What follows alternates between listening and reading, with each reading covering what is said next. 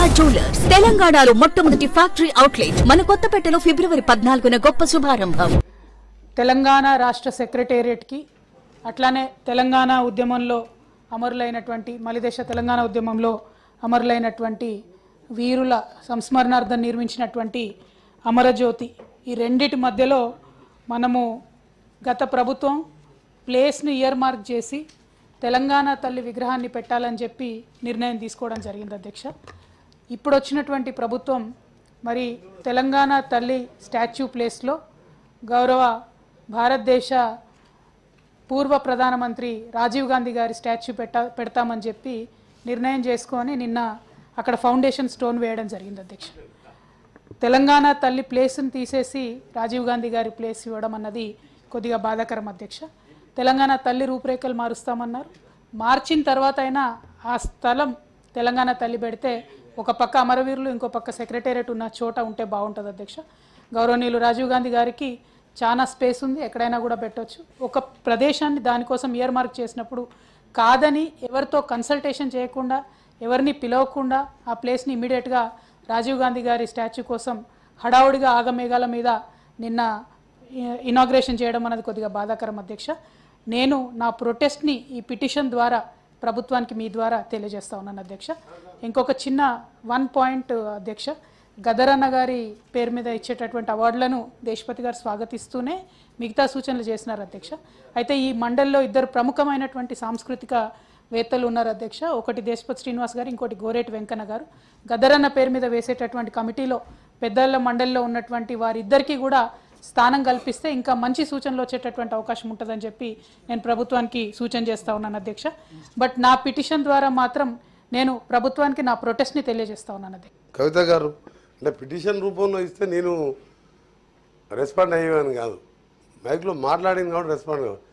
అడావుడి ఏం లేదు, ఆర్ఎన్బి శాఖ ద్వారానే అక్కడ రాజీవ్ గాంధీ విగ్రహం పెట్టాలని నిర్ణయించుకొని నిన్న శంకుస్థాపన చేయడం జరిగింది.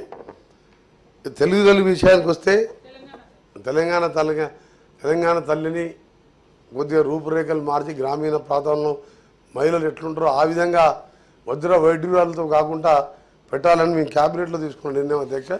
తప్పకుండా దానికి సరైన స్థలంలో సామాజిక స్ఫూర్తి, గ్రామీణ మహిళలు అక్కా చెల్లెల్ని కలపాలి, రాణి ఆ రోజు చాకలి ఐలమ్మ లాంటి స్ఫూర్తి రావాలి. ఇది బంగారం వజ్ర వైడూరాలు కిరీటాలు పెట్టుకునే తెలంగాణ కాదు, బతుకు తెలంగాణ ఇప్పుడిప్పుడే బాగుపడాలి అనే ఆలోచనతో కష్టపడి పనిచేస్తున్నాం. దాన్ని కూడా వాళ్ళు సహకరిస్తే మంచిదని చెప్పి గౌరవ సభ్యులు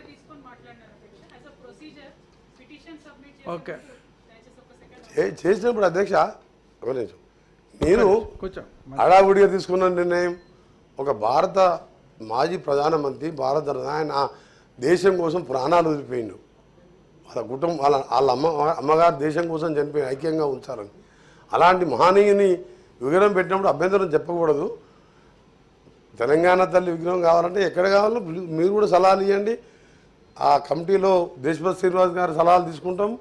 మీరు కూడా ఎక్కడ పెట్టాలని చెప్పండి, దాన్ని కూడా పెడతాం అని. రాజీవ్ గాంధీ ఇలా మామూలు వ్యక్తి కాదబ్బా.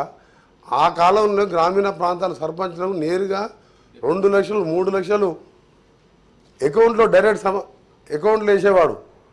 ఆయన ఒక మాట పార్లమెంట్లో అన్నాడు, 100 రూపాయలు పంపిస్తే గ్రామ పంచాయతీ పోయే వరకు 50 రూపాయలు అవుతున్నాయి.